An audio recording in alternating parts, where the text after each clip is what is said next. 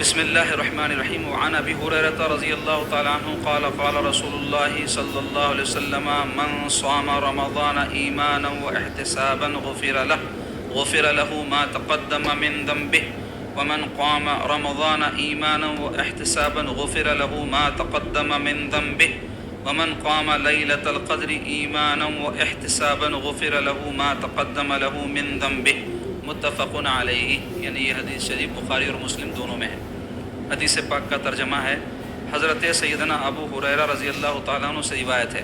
فرماتے ہیں رسول اللہ صلی اللہ علیہ وسلم نے فرمایا جس نے رمضان کا روزہ رکھا ایمان کے ساتھ اور ثواب کی نیت سے اس کے گناہ گزشتہ بخش دیے جاتے ہیں، اور جس نے رمضان میں قیام کیا ایمان کے ساتھ اور ثواب کی نیت سے اس کے گزشتہ گناہ بخش دیے گئے، اور جس نے لیلۃ القدر میں ایمان کے ساتھ اور ثواب کی نیت سے قیام کیا اس کے گزشتہ گناہ بخش دیے گئے.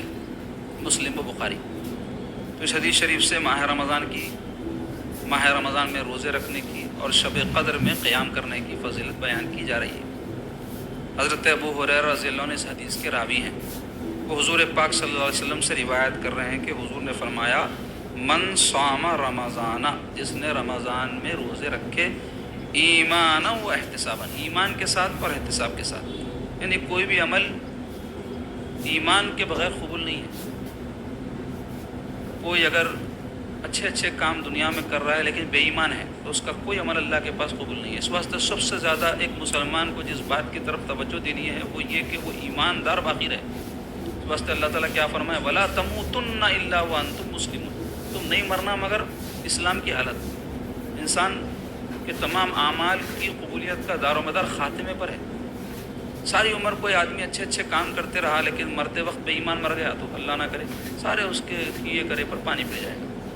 ایسے یہ ہو سکتا ہے شخص پوری عمر ظلم و زیادتی، بے ایمانی، بددیانتی یا گناہ کرتا رہا اور آخری عمر میں اس کو توبہ کی توفیق نصیب ہو گئی، جس کے ساتھ ظلم کا، زیادتی کا یا اور کوئی تکلیف کا معاملہ کیا تھا اس کی تلافی کر دیا، ان حقوق کو ادا کر دیا، ازالہ کر لیا اپنے ان کاموں کا، اور پھر وہ آخر عمر میں ایمان پر چلا گیا دنیا سے، تو بھلے ہی اس نے بہت زیادہ نیکیاں نہیں کی ہوں گی لیکن اللہ تعالیٰ اس کو بخش دے گا کیونکہ ایمان کے ساتھ گیا ہے. تو ایمان کی بڑی اہمیت ہے. اس واسطے بڑے اللہ والے جو زندگی بھر نیکیاں کرتے رہے، لاکھوں اللہ کے بندوں نے ان سے فیض اور فائدہ حاصل کیا، وہ ہمیشہ اس بات کے لیے فکر مند رہتے تھے خاتمہ کیسا ہوتا ہے.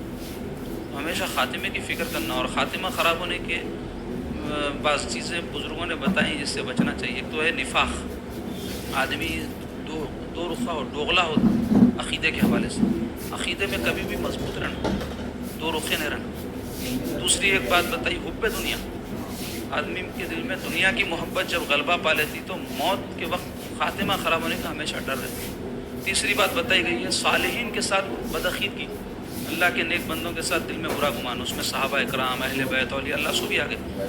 تو کسی بھی اللہ والے کے بارے میں دل میں براس نہ رہنا ہمارے کو. تو یہ چند چیزیں ہیں جس سے اپنے آپ کو بچانا، نفاق سے بچانا، حب دنیا سے بچانا، اور نیک لوگوں کے بارے میں بدگمان ہونے سے، بدعقیدہ ہونے سے اپنے آپ کو بچانا، کیونکہ بوقت موت نسبت کام کرتی، اللہ والوں سے تعلق کام کرتا. اچھی نسبت بھی کام کرتی، بری نسبت بھی کام کرتی. اگر کوئی برے لوگوں کی صحبت میں رہا تو خاتمہ خراب ہو جاتا اس کا، انہی کے مطابق ہو جاتا. نہیں، حضور فرمانا آدمی جس سے محبت کرتا ہے اسی کے ساتھ ہوگا. جنتی لوگوں کے ساتھ محبت کرے گا جنت میں رہے گا، جہنمیوں کے ساتھ محبت کرے گا جہنم میں رہے گا. اس واسطے اللہ والوں کی محبت، عقیدت دل میں رہنا. تو مختصر یہ کہ ایمان کے بغیر کوئی عمل قبول نہیں. تو ہمیشہ اپنے ایمان کی فکر کرنا، اس کو بچانے کی فکر کرنا، اس کے لیے ضروری اللہ والوں کی صحبت اختیار کرنا. آخرت کی ہمیشہ فکر دامن کی رہنا، راہ خدا میں مال خرچ کرتے رہنا، کیونکہ مال سے دلی اٹیچمنٹ اتنا ہو کہ آدمی میں بخل پیدا ہو جائے تو اس پر بھی کفر کا خطرہ رہتا. مر جاتا مگر خرچ نہیں کر کے مرتا تو خاتمہ خراب ہو جانے کا امکان رہتا. مال سے قلبی لگاؤ کی وجہ سے بوقت موت کوئی بات ایسی ہو جاتی ہے جو کفر والی ہوتی. اور اس واسطے زبان کھولنے کے حوالے سے بھی بعض بزرگاں بولے کہ احتیاط کرنا، کیونکہ بعض وقت کلمات کفر آدمی کی زبان سے نکل جاتی اور انہیں بولنے کی زیادہ عادت کی وجہ سے سمجھ نہیں پاتا کہ یہ نہیں بولنے کی بات تھی میں بول دیا. اس واسطے حضور کیا فرمایا، ایک آدمی کی زبان سے ایک کلمہ ایسا نکلتا اس کی عمر بھر کی محنت رائی ہو جاتی، بیکار ہو جاتی. اس واسطے سوچ سمجھ کے گفتگو کرنا، خاص طور پہ عقائد کے حوالے سے، اللہ والوں کے حوالے سے بہت سوچ سمجھ کے بات کرنا۔ تو سرکار فرما رہے ہیں من صام رمضانہ، جو روزے رکھے رمضان میں ایمانن، ایمان کے ساتھ، وہ احتساباً، احتساب جو لفظ ہے اس کا لغوی معنی تو ہے حساب شمار کرنا، حساب رکھنے کو بولتے ہیں، لیکن یہاں اصطلاح میں شرعی اعتبار سے اس حدیث پاک کی شرح میں شارحین نے لکھا احتساب کے معنی اللہ سے ثواب پانے کی نیت سے روزے رکھنا، اور اس کی بڑی تشریح کی ہے علماء نے احتساب کے کیا معنی ہیں۔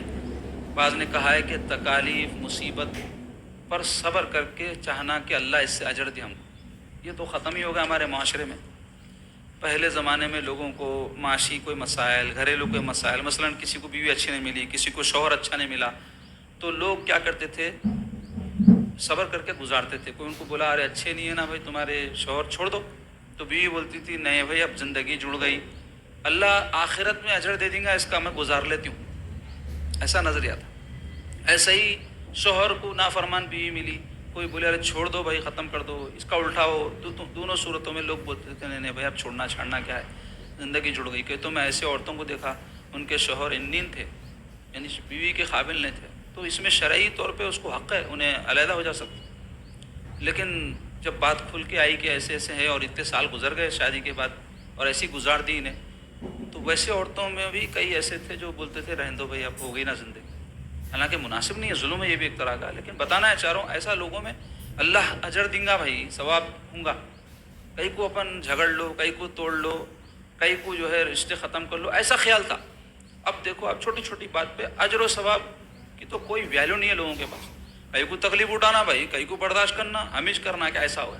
تو پہلے کوئی بھی معاشی تکلیف، گھریلو تکلیف، تعلقات کی کوئی تکلیف برداشت کرتے تو لوگوں کا خیال کیا رہتا تھا، یہاں برداشت کریں گے وہاں اجر ملے گا، تو وہاں کا نظریہ رہتا تھا۔ ابھی کمزور پڑ گیا، تو جس کے نتیجے میں آدمی آرزو ہی نہیں کر رہا احتساب کی۔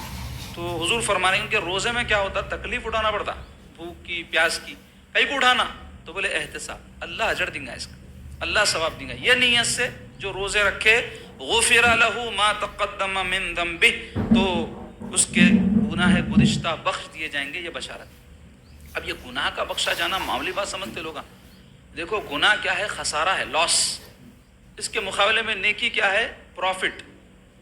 آدمی کامیاب کون سا رہتا جی، قرضے میں لت پت ہے یا قرضے میں گڑا ہوا ہے سو بالا کامیاب رہتا ہے، یا جس کے پاس تجوریاں بھرے ہوئے سو کامیاب رہتا؟ تجوریاں بھرے ہوئے ہے، پیسے زیادہ ہے سو بالا کامیاب۔ دنیا کی مثال دے رہا ہوں، حالانکہ ضروری نہیں ہے کہ اس کے بعد مال ہو تو انہیں بھی کامیاب ہو، کامیابی تو اصل آخرت کی ہے، دنیاوی مثال دے رہا ہوں میں۔ پروفٹ جس کو زیادہ ہوتا کاروبار میں انہیں کامیاب بھی ہو پا رہی ہے نا، جو لاس میں ہے قرضے میں انہیں کامیاب بھی ہو پا رہی ہے کیا؟ تو یہ جو گناہ ہے نا یہ کیا ہے، لاس ہے، خسارہ آئی ہے۔ تو جب تک کہ خسارہ ختم نہیں ہوگا پروفٹ کہاں سے ہوتا، نقصان جب تک ختم نہیں ہوگا نفع کہاں سے ہوتا؟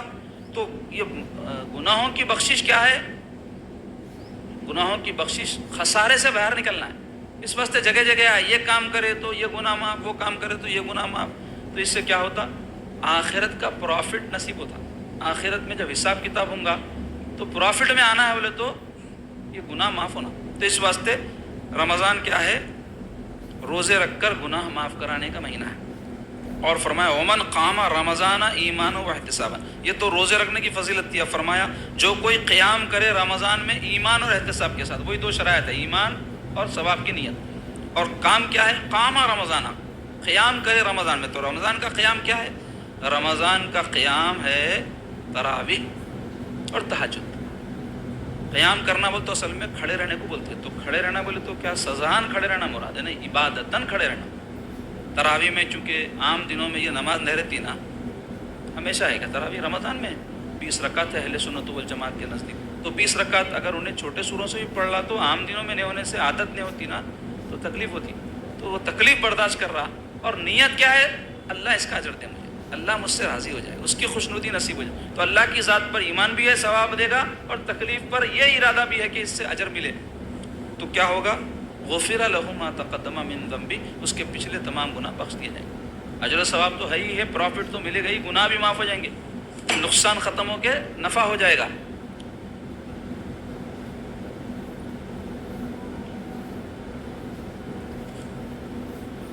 آگے ہٹ کریے اس کو۔ اللہم صلی علی سیدنا محمد وآلہ وصحبہ وبارک وسلم۔ اور تیسری بات فرمائی ومن قام لیلۃ القدر، جو کوئی لیلۃ القدر میں قیام کرے۔ اور یہ لیلۃ القدر کب ہے اس کی تفصیل بیان ہوں گی آپ کے سامنے، لوگ خالی 27 کو پکڑ کے بیٹھ گئے، تاخراتوں میں تلاش کرنا ہے، 5 دن ہے وہ، تو اس میں جو کوئی قیام کرے تو یہ جو قیام ہے اضافی ہے کس پہ؟ تراویح پر بھی زیادہ اور عبادت تہجد، بلکہ ساری رات حضور جاگتے تھے شب قدر کے موقع پر، ان راتوں میں جس میں شب قدر کو تلاش کرنا ہے، تو اس کے لیے بھی کیا بشارت ہے؟ غفر لہ ما تقدم من ذنبہ، اس کے بھی تمام گناہ بخش جائیں گے۔ اس میں غور کرو آپ کہ روزہ اور تراویح تو سارا مہینہ ہے، اور یہ جو شب قدر کا قیام ہے یہ آخری 10 دنوں میں 5 راتیں ہیں، تو کم از کم رمضان تمام اگر کوئی بہت زیادہ محنت نہیں بھی کرا تو یہ آخری دنوں میں بھی چانس ہے اس کو، یہ جو آخر میں بیان ہو رہا ہے کہ اس میں تو بھی تلافی کر لے، اور اگر کوئی پورا مہینہ ہی کیا ہے تو پھر اس کے لیے تو سبحان اللہ نور علی نور ہے۔ تو بہرحال اس حدیث شریف سے رمضان شریف کے روزوں کی فضیلت، رات میں جاگ کر عبادت کرنے میں تراویح اور تہجد شامل ہے اس کی فضیلت، اور آخری عشرے میں جو شب قدر رکھ دی گئی ہے اس کو تلاش کرنے اور اس میں عبادت کر کے گناہوں کو معاف کرنے کی فضیلت معلوم ہوئی۔